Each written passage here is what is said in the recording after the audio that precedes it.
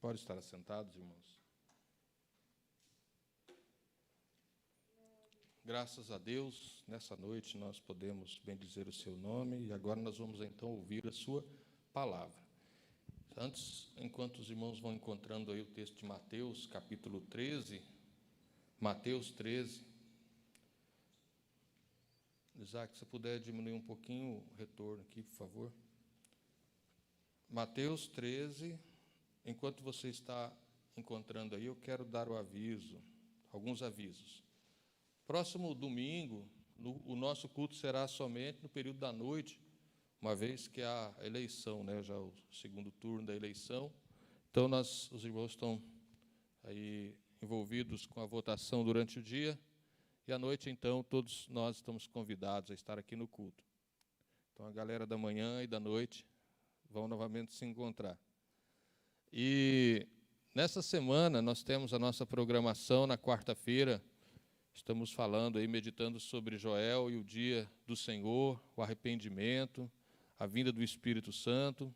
Então, quarta-feira à noite nós estamos juntos aqui para participar. E no sábado também, às 8 da manhã, nós temos oração pelos ministérios. Estamos orando pelo ano de 2021 já, pedindo a Deus para que o Senhor nos abençoe. E nós estaremos orando, focalizando nesse próximo sábado, o ministério de louvor da igreja, né? Orando pelos ministros, por novos ministros de louvor. Então, esse vai ser o nosso foco, apesar de que a gente ora por outros motivos também. Então, você que pode estar aqui sábado, às 8 da manhã, participando com a gente, das 8 às 9, então você está convidado. Vamos abrir as nossas Bíblias, então, irmãos, em Mateus, capítulo 13. Nós vamos ler dois pedaços, aí, dois trechos. O primeiro deles está do versículo 1 até o 9, e o segundo, do 18 ao 23. É um texto conhecido de todos nós, mas Deus tem me inquietado nos últimos dias nessa temática da salvação. Domingo passado nós falamos a esse respeito, né? E hoje, novamente, a gente quer trazer essa palavra aos irmãos, um outro aspecto da salvação de Deus para nós. Diz assim: naquele mesmo dia, saindo Jesus de casa, assentou-se à beira-mar, e grandes multidões se reuniram perto dele, de modo que entrou num barco e assentou-se, e toda a multidão estava em pé na praia. E de muitas coisas lhes falou por parábolas, e dizia: eis que o semeador saiu a semear. E ao semear, uma parte caiu à beira do caminho, e vindo as aves a comeram. Outra parte caiu em solo rochoso, onde a terra era pouca e logo nasceu, visto não ser profunda a terra. Saindo, porém, o sol a queimou, e porque não tinha raiz, secou-se. Outra caiu entre os espinhos, e os espinhos cresceram e a sufocaram. Outra, enfim, caiu em boa terra, e deu fruto, a 100, a 60 e a 30 por um. Quem tem ouvidos para ouvir, ouça. Agora vamos para o versículo 18. Atendei vós, pois, à parábola do semeador. A todos os que ouvem a palavra do reino e não a compreendem, vem o maligno e arrebata o que lhes foi semeado no coração. Esse é o que foi semeado à beira do caminho. O que foi semeado em solo rochoso, esse é o que ouve a palavra e a recebe logo com alegria. Mas não tem raiz em si mesmo, sendo antes de pouca duração. Em lhe chegando a angústia ou a perseguição por causa da palavra, logo se escandaliza. O que foi semeado entre os espinhos é o que ouve a palavra, porém os cuidados do mundo, a fascinação das riquezas sufocam a palavra e fica infrutífera. Mas o que foi semeado em boa terra é o que ouve a palavra e a compreende. Esse frutifica e produz a 100, a 60 e a 30 por um. Amém, irmãos? Glória a Deus. Queridos irmãos, eu sou assim de uma região de muita agricultura. Sou paranaense, né, os irmãos sabem, e a gente é considerado, é chamado de pé vermelho, por causa da nossa região, de ter uma terra muito vermelha, mas é uma terra muito própria para a agricultura.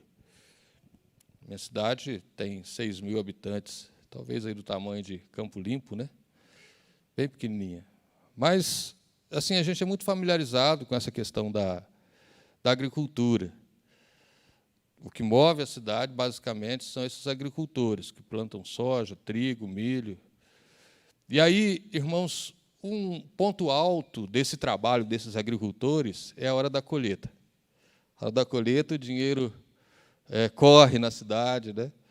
As contas são pagas, os investimentos acontecem, agricultores com máquinas, tratores novos, caminhonetas e outros carros novos, tudo acontece na época da colheita. E a cidade, então, fica assim, toda alvoroçada, né, de caminhões e caminhões com soja ou com trigo para entregar nas cooperativas. A colheita é o ponto alto desse trabalho desses agricultores. Jesus, meus irmãos, está falando aqui nesse texto a respeito de semente, de plantação e de colheita. E o ponto alto também dessa parábola de Jesus é exatamente a colheita. E ele diz assim, irmãos, no versículo de número 8, né? A semente que caiu em boa terra deu fruto, a 100, a 60 e a 30 por 1. Depois, na explicação, no versículo 23, ele vai dizer: porque o que foi semeado em boa terra é o que ouve a palavra e a compreende. Esse frutifica e produz a 100, 60 e 30 por 1. Pois bem, irmãos, veja bem, Jesus Cristo, nesse capítulo 13, ele começa a ser um pouco mais específico e explicar essa questão da salvação. No capítulo 11, nós temos aquele versículo famoso, versículo 28, né, que diz: vinde a mim, todos os que estão cansados e oprimidos, e eu os aliviarei.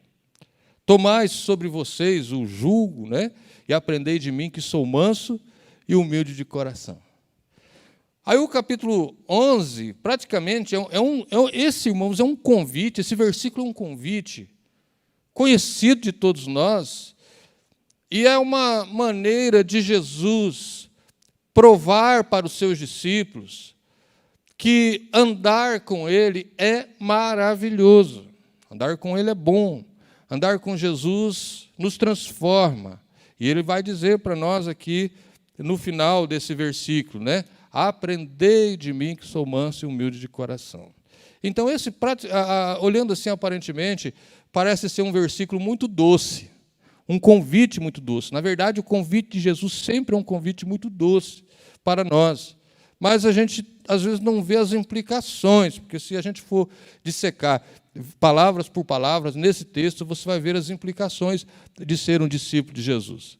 Porque andar com Jesus implica em a gente abandonar certas coisas, implica em a gente tomar um rumo novo, ter uma mente renovada, ter uma vida transformada, demanda renúncia da nossa parte. Quem está seguindo Jesus, irmãos, tem que contar com isso. Pois bem, no capítulo 12, se no capítulo 11 ele faz uma afirmação assim, bem chamativa, vinde a mim, todos que estão cansados e oprimidos, no capítulo 12 ele já pega mais pesado com algumas pessoas, especialmente com os judeus, que o acusavam de estarem expulsando demônios em nome do príncipe dos demônios, que era Belzebu. E aí Jesus, então, irmãos, dá uma palavra dura para eles. E diz assim, e esse é um dos versículos talvez mais polêmicos das Escrituras, mas que ele tem aqui nesse texto uma excelente explicação, eu acho que a explicação está bem aqui, que diz no versículo de número 31, diz que, por isso vos declaro, todo pecado e blasfêmia serão perdoados aos homens, mas a blasfêmia contra o Espírito Santo não será perdoada. depois dessa acusação dos judeus, depois deles levantarem contra Jesus, acusando-o de estar sob influência demoníaca. E a explicação para esse blasfemar contra o Espírito Santo é uma rejeição deliberada, uma rejeição decidida por Jesus. Não é um ignorante que não quer saber de Jesus, é alguém que sabe, mas que não quer crer nas verdades divinas, não quer acreditar, não dá o braço a torcer, não se humilha diante do convite de Jesus. E aí entra o capítulo 13 e Jesus começa a falar por parábolas, que é uma comparação. Coloca alguma coisa do lado para fazer uma comparação. E nesse capítulo 13, eu acredito muito piamente que nesses dois textos que nós lemos, Jesus está a responder uma dúvida que, porventura, pudesse estar passando na mente daqueles discípulos. Tipo, bom, Senhor, como que pode ser? O seu apelo é tão maravilhoso, é tão precioso. O Senhor chama as pessoas para o descanso. O Senhor chama os oprimidos, os cansados para descansar. E por que essas pessoas não aceitam o teu convite? Por que elas não aceitam o teu apelo? Essa é uma pergunta que talvez todos nós, é uma dúvida que todos nós tenhamos nos nossos dias. Por que que Jesus é bom, maravilhoso,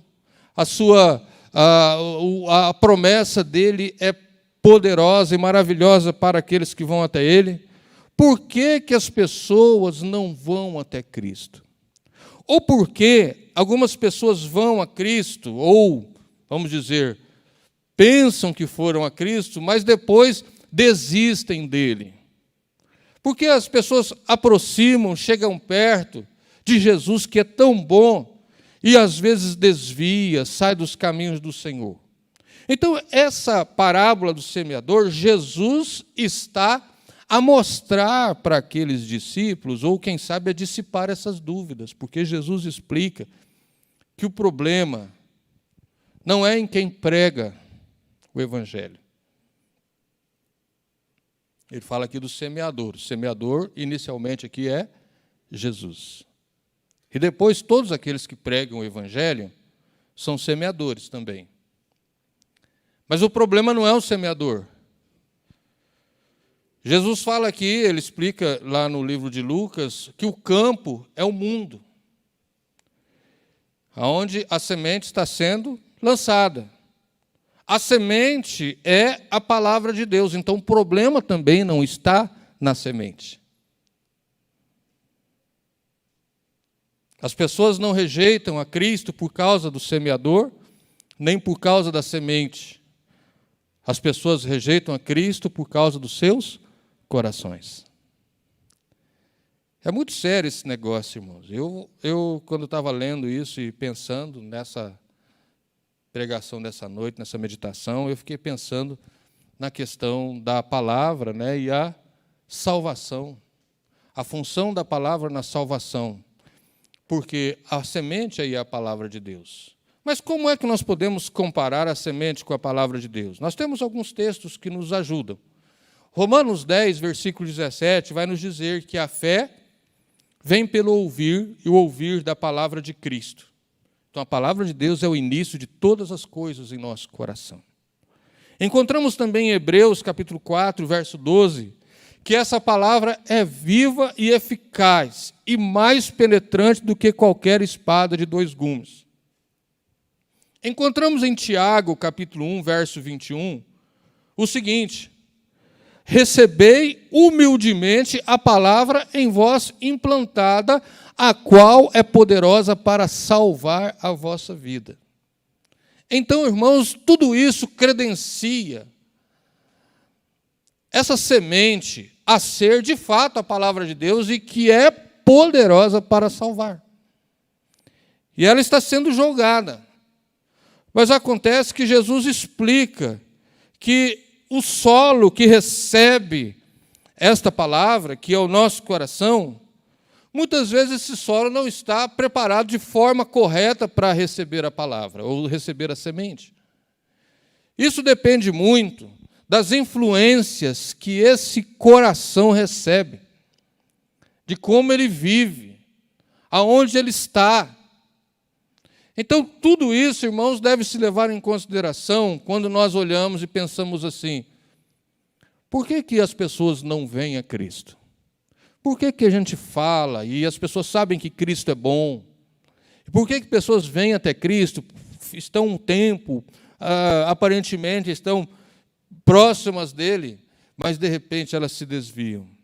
E Jesus fala, irmãos, sobre 4 tipos de solo, 4 tipos de coração. Acredito que os irmãos já sabem de cor, é um texto muito conhecido, já pregamos sobre isso, já ensinamos na escola dominical. Mas eu queria meditar com os irmãos sobre algumas lições desse texto e provar para nós que o que prova, o que marca o verdadeiro cristão, o verdadeiro crente, o verdadeiro discípulo de Jesus, não é a folha, não é o galho, não é nada dessas coisas. O que prova que somos filhos de Deus, de fato, é o nosso fruto. E Jesus disse: pelo fruto se conhece a árvore, pelo fruto os conhecereis.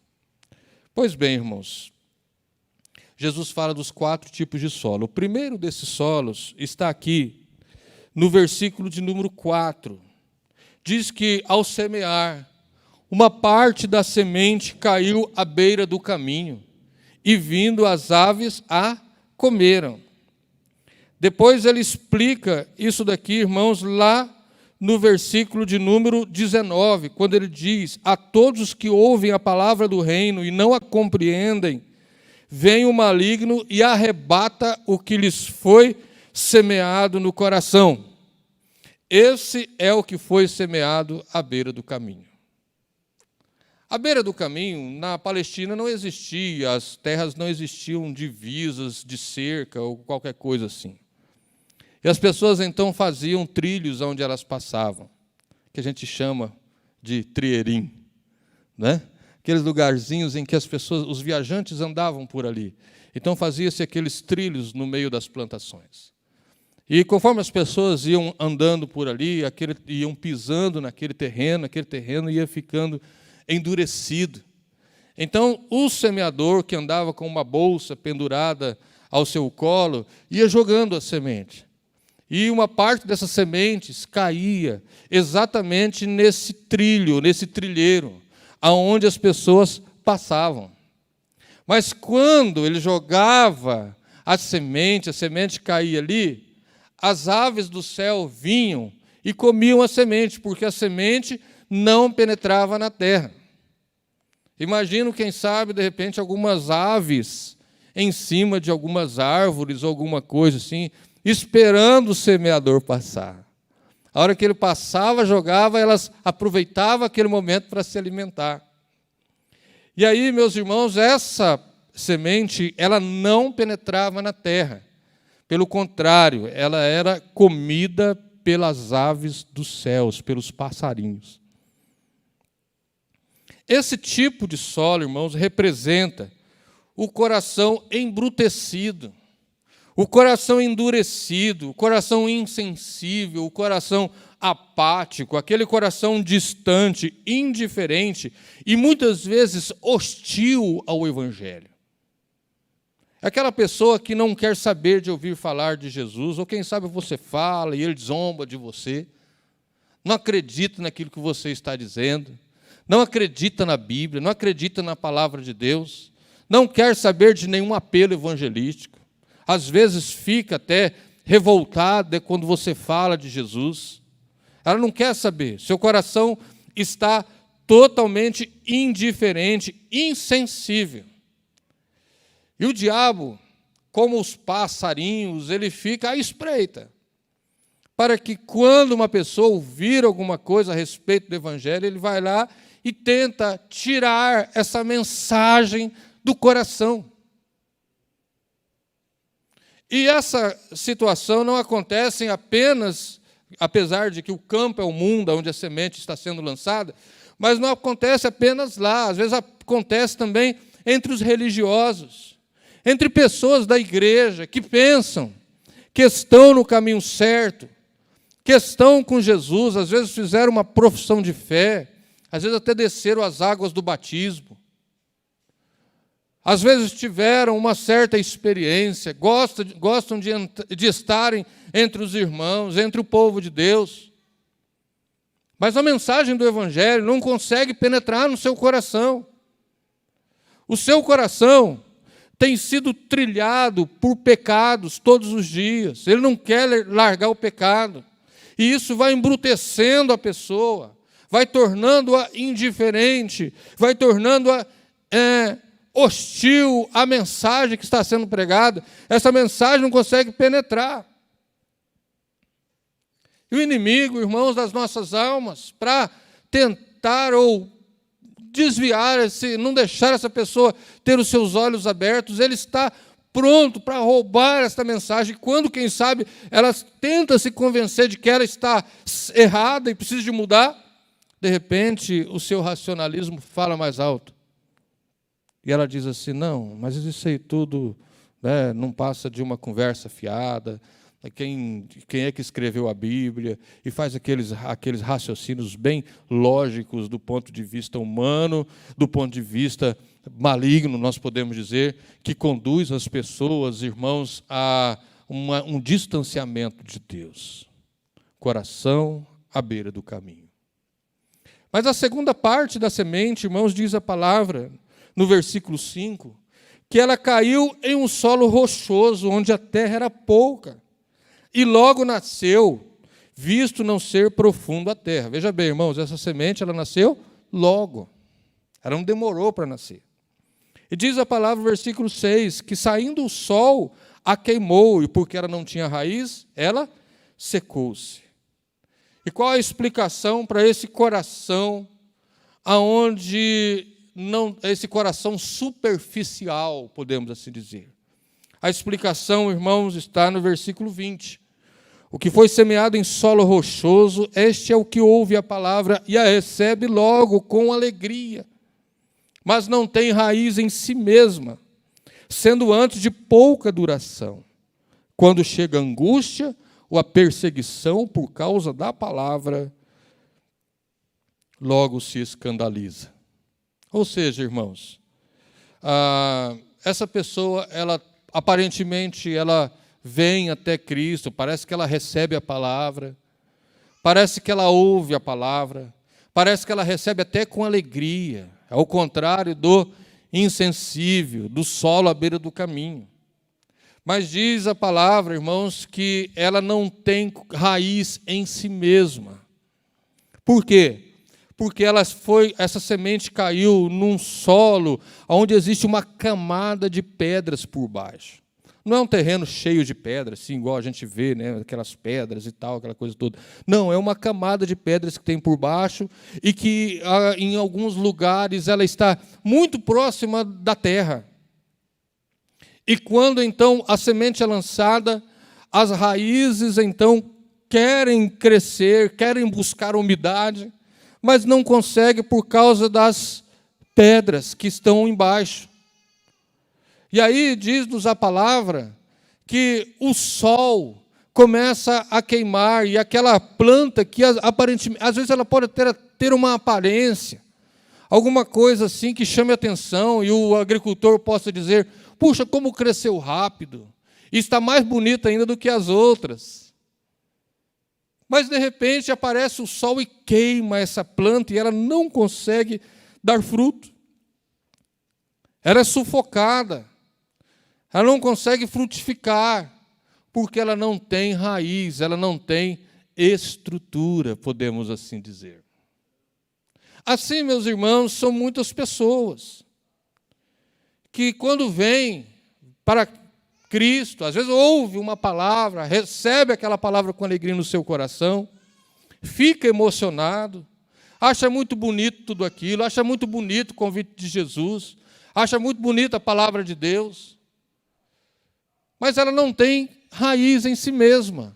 E aí diz que quando vem a perseguição por causa do Evangelho, Quando vem as dificuldades diversas da vida, quando vem as provações, esse sol ele representa muito bem essas provações que aparecem no caminho. Porque existe muita gente, irmãos, também que prega o evangelho do comodismo, o evangelho que diz assim: venha a mim e tudo será resolvido, venha a mim e você vai ter dinheiro no banco, venha a mim e você vai ver as suas enfermidades todas curadas, venha a mim, porque aqui tem um povo evangélico, uma família de crente perfeita, que vão te acolher de braços abertos, que vão te receber, vão te tratar muito bem, você vai ser muito bem tratada. Mas não prega aquilo que é, de fato, o que Jesus pediu para pregar. Se nós formos ver, irmãos, o preço do discipulado ele é muito alto. É o preço da renúncia. É como diz Jesus Cristo, que é como alguém que vai fazer um prédio, mas não faz o cálculo de quanto vai custar aquele prédio. E então, quando chega na metade, acaba o dinheiro. Ele não tem como terminar. Assim também, irmãos, as pessoas não calculam o preço de serem discípulos de Jesus. E quando vem a tempestade, quando vem as lutas, quando vem as provações, porque elas vêm mesmo. A perseguição, a rejeição, é um pacote que a gente carrega por ser discípulo de Cristo. Tudo isso acontece. As tentações do mundo vêm sobre as nossas vidas. E as pessoas, porque elas não têm uma raiz firme, elas desistem. Ao invés daquela provação lhe trazer um certo crescimento. Essa provação faz com que a pessoa se desvie dos caminhos do Senhor. E aí, às vezes, essa pessoa se desvia e ainda ela culpa, às vezes, o irmão, culpa a igreja, culpa o pastor, culpa tanta gente. Ela acha que, às vezes, a pregação, a palavra, o semeador é que tem um problema, mas o problema está no coração. O problema está em não ter uma raiz fundamentada, bem fundamentada. É uma terra superficial. Mas quando vem as perseguições, as provações da vida, ela desiste. Porque ela não tem raiz em si mesma. Mas o terceiro tipo de solo, irmãos, Jesus fala sobre o solo cheio de pragas. O versículo 7 diz que outra caiu entre os espinhos. E os espinhos cresceram e a sufocaram. E Jesus diz aqui, irmãos, no versículo 22, o que foi semeado entre espinhos é o que ouve a palavra, porém os cuidados do mundo, a fascinação das riquezas, sufocam a palavra e fica infrutífera. Então foi lançado à beira do caminho, outro foi lançado no solo superficial. Mas outro foi lançado num solo que aparentemente haveria de produzir. E a semente então brotou. E ela rompeu terra acima. Só que junto com ela cresceram também arbustos, mato. E foi sufocando essa semente. Não permitiu que ela crescesse. Estava em volta dela, não foi cuidada, quem sabe, essa semente, essas plantas. E veja bem, irmãos, é interessante, você que mexe, que tem uma hortinha no fundo da sua casa, né, que gosta de mexer com terra, com agricultura, com planta, para você semear e colher alguma coisa, você precisa de plantar, de estar em cima, de ficar em volta, né, de regar, de adubar, e aquela coisa toda. É um esforço. Mas, de repente, o mato cresce em volta. E você não deu nem um pouco de moral para ele, mas ele cresceu. É o maligno, né? A planta que quer sufocar a planta que você plantou. E aí, se você não tirar aquele mato, ele vai sufocar a tua planta, né? Que você zelou com tanto carinho, quem sabe, no começo, e não vai permitir com que essa planta venha produzir frutos. E o que são, irmãos, então, a semente lançada entre espinhos. Aí o versículo 22 é muito claro para nós. Os cuidados do mundo, a fascinação pelas riquezas, sufoca a palavra. E ela fica infrutífera. Isso refere-se, irmãos, a pessoas que às vezes estão na casa de Deus, se identificam com o povo de Deus, são chamadas de povo de Deus, de crentes no Senhor Jesus, são chamadas. Mas elas não querem se comprometer com o reino de Deus. Elas sempre têm alguma coisa mais importante para se preocupar. Tem alguma coisa importante para cuidar. Ela nunca está disponível para nada, porque está tudo assim, tem muita coisa. Não, eu tenho que resolver isso primeiro, eu tenho que conquistar aquilo, eu tenho que conquistar aquilo outro. Pessoas que amam o mundo, pessoas que amam as coisas dessa terra, pessoas que estão sempre ocupadas, e às vezes, irmãos, ocupadas até com coisas boas. Por exemplo, Jesus conta que o reino dele é semelhante a alguém que foi fazer uma festa e chamou as pessoas para a festa. Mas aí um disse assim, não, eu casei, eu não posso ir. Aí o outro diz assim, não, eu comprei lá um terreno, eu preciso ir lá, né, ver a terra que eu comprei. Aí o outro diz assim, eu comprei alguns bois, eu preciso de experimentar. Não é? Tudo coisa boa. Tudo coisa maravilhosa, que casar é bom demais. Mas o que acontece? As pessoas se envolvem tanto com tudo isso, e eu não estou dizendo que a gente não deva casar, e graças a Deus, né, pelo casamento, que é ordenança divina, Deus fez com que isso fosse a reprodução da glória dele na terra.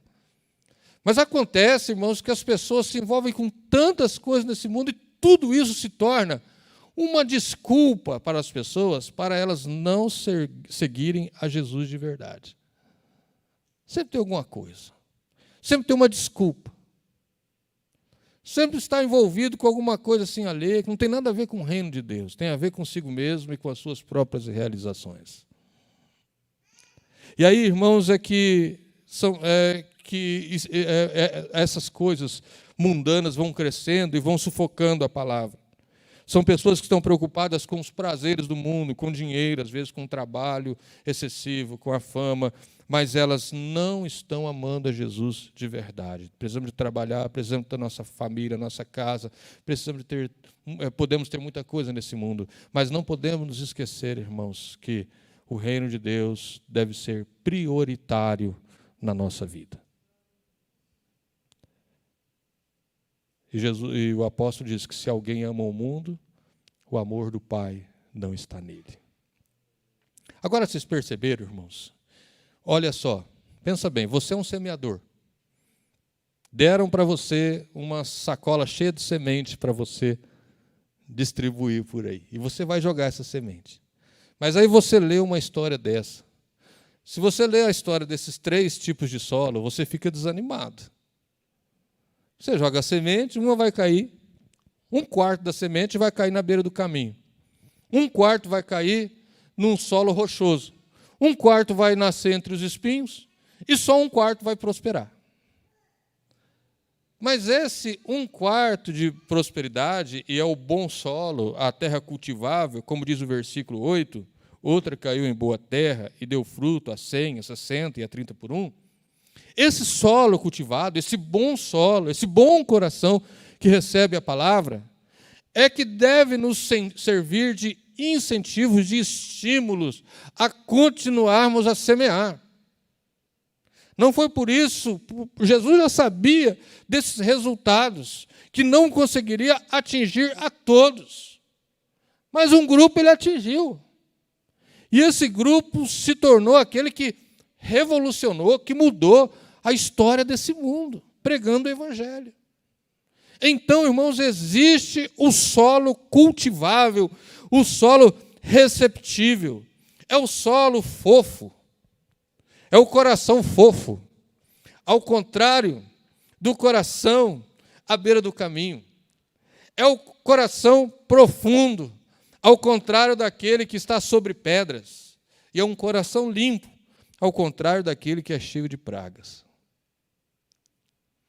é o bom, ou não sei se existe algum bom coração, mas esse é o bom coração, ou é o coração preparado para receber a palavra de Deus.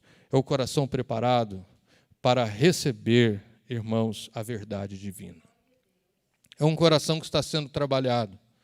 E todo agricultor sabe que para muitas vezes esse coração estar pronto, ou aliás, esse solo estar pronto, receptível à semente, é preciso a pessoa fazer algo, tipo arar a terra, preparar a terra, esperar a chuva.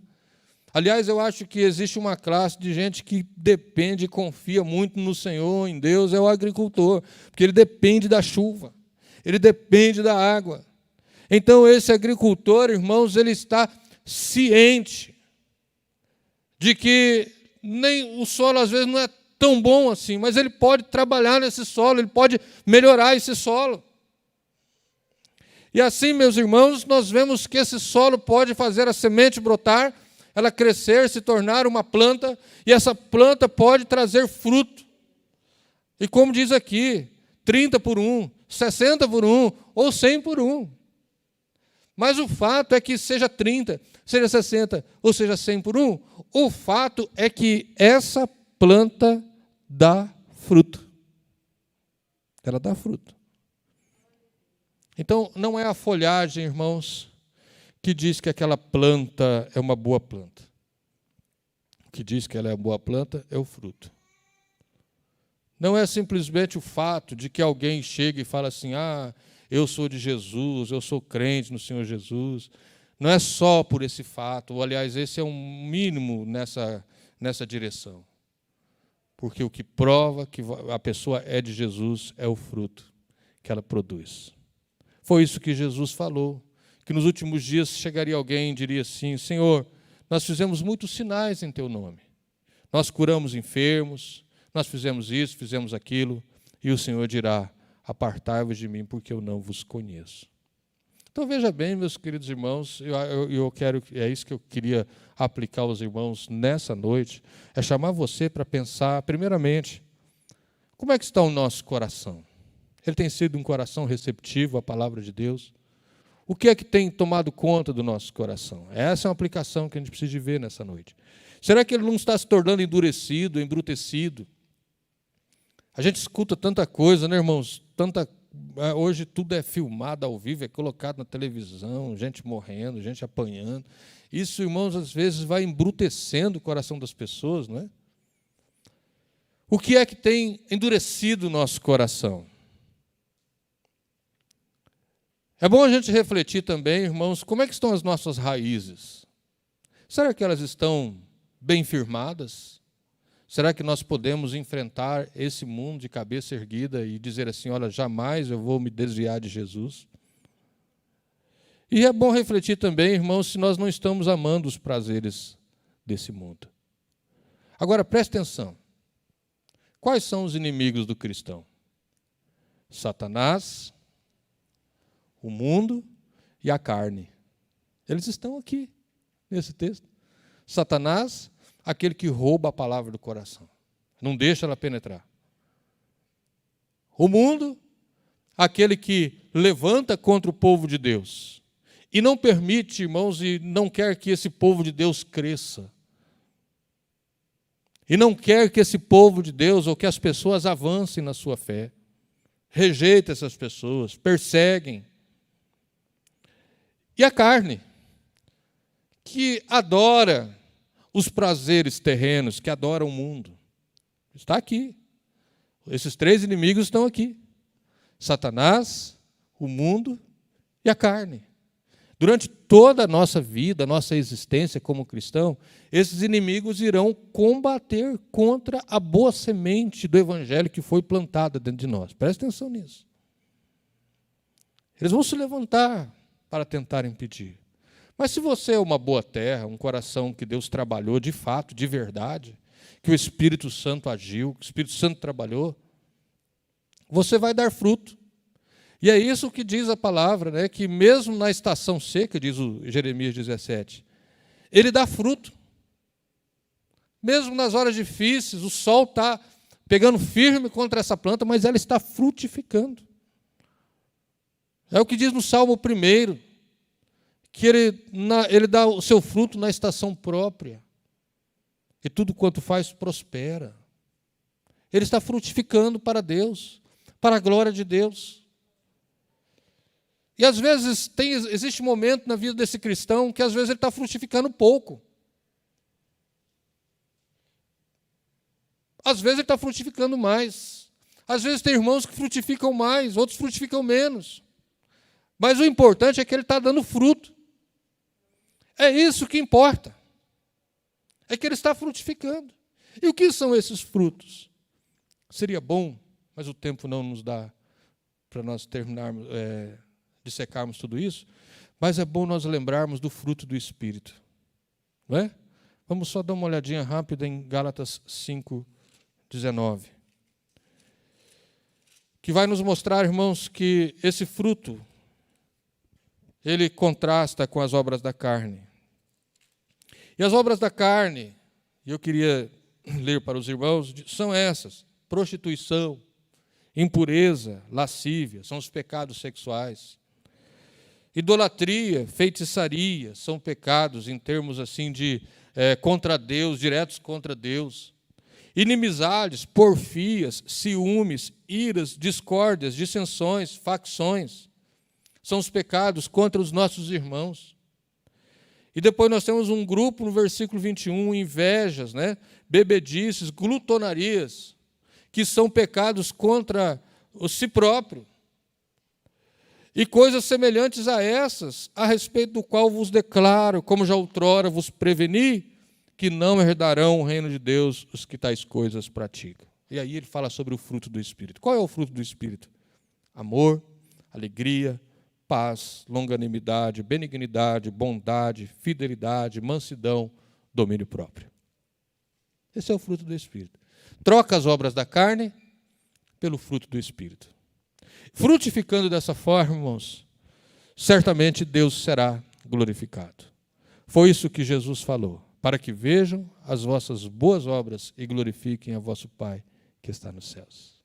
Fruto tem a ver também com ganhar pessoas para o Senhor, levar pessoas a Cristo. Fruto tem a ver, irmãos, com muitas coisas que a gente está produzindo, ou com o exercício dos nossos dons para o Senhor, trazendo pessoas para Cristo, fazendo com que Deus seja glorificado nas nossas vidas. O que importa é o seguinte: Deus está sendo glorificado. Se Deus está sendo glorificado, isso Jesus disse: nisso o Pai é glorificado, que vós deis muitos frutos. Então, queridos, que nesta noite nós possamos refletir nisso. E mais, não desanime. Quantos semeadores da palavra nós temos aqui? Levantem a mão. Semeador da palavra, aquele que leva a mensagem. Não desanime. Não olhe para esses 3/3 aqui, esses 3/4 de pessoas aqui que rejeitam o Evangelho. Mas saiba que sempre vai ter alguém com seu coração pronto para conhecer a Jesus e ser salvo por Ele. Amém? Então não desanime. Você às vezes fala com o seu amigo de trabalho, seu amigo de escola, no seu convívio. Às vezes fala: nossa, fulano está comigo, mas ele não consegue perceber nada, parece que ele não quer saber de nada.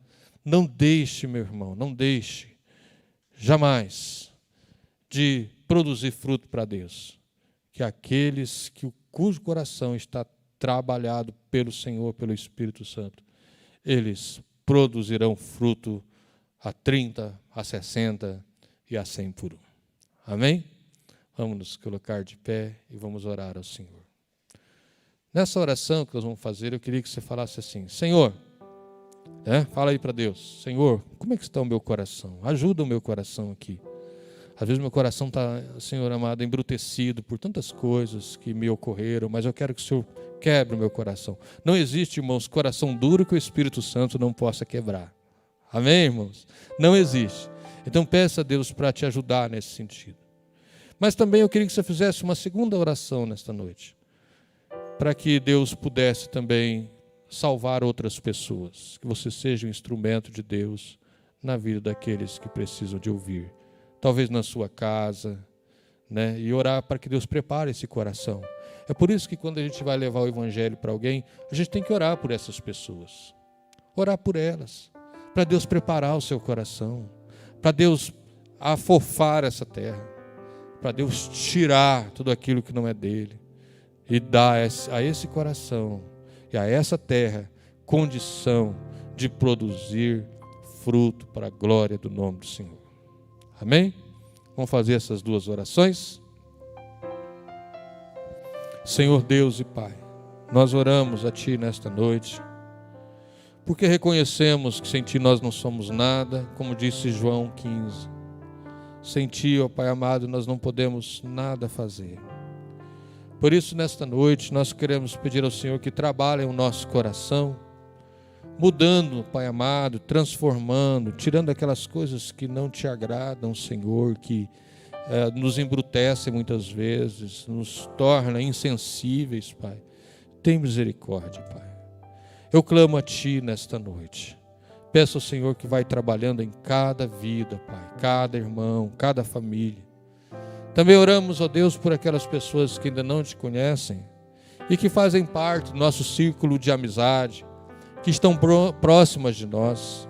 Ajude-nos a ser instrumentos Teus, semeadores que não desanimam ante o insucesso, mas semeadores que levam a Tua palavra e conseguem crer, acreditar, confiar, ó Deus, que o Senhor, ó Pai, que o Senhor está trabalhando nessas vidas, que o Teu Espírito está quebrando corações, que o Teu Espírito está mudando, Senhor, vontades, desejos, que o Teu Espírito está trazendo contrição, Pai.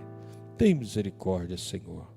Também, ó Deus, nesta hora, Senhor, nós oramos a Ti, pelas pessoas que estão precisando de uma bênção especial nas suas vidas, aqueles que estão enfermos, Pai. Oro, meu Deus, por aquela pessoa, meu Pai, que está precisando de uma vaga na UTI. Oro, meu Deus, por aquela pessoa também, ó Pai amado, que está enlutada, que passou por luto esses dias. Por aqueles, meu Deus, que estão sofrendo, Pai amado, depressão. Por aqueles que estão sofrendo, Senhor amado, outro tipo de doenças emocionais, doenças da alma. Ou aqueles, meu Deus, que estão se sentindo desanimados nessa noite. Que o Teu Espírito, Senhor, esteja trabalhando. Aqueles que estão enfrentando crises financeiras, abre as portas, Pai. Tenha misericórdia do nosso Brasil, da economia do nosso país. Oramos nessa noite, Pai. Oramos por todo o Teu povo, por toda a Tua igreja, Senhor. No próximo domingo, Pai, quando nós, como cidadãos, estaremos indo às urnas para escolher o prefeito dessa cidade. Dirija a nossa mente, dirija, Senhor amado, os nossos corações. E que o Senhor, ó Pai amado, esteja à frente de todas as coisas, controlando tudo para a glória e honra do Teu nome. Nós oramos, Pai, Te agradecemos, em nome de Jesus. Queridos irmãos, que a graça de nosso Senhor Jesus, o nosso amado Pai, as doces comunhão e consolação do Espírito Santo, seja com todos, desde agora e para sempre. Amém e amém.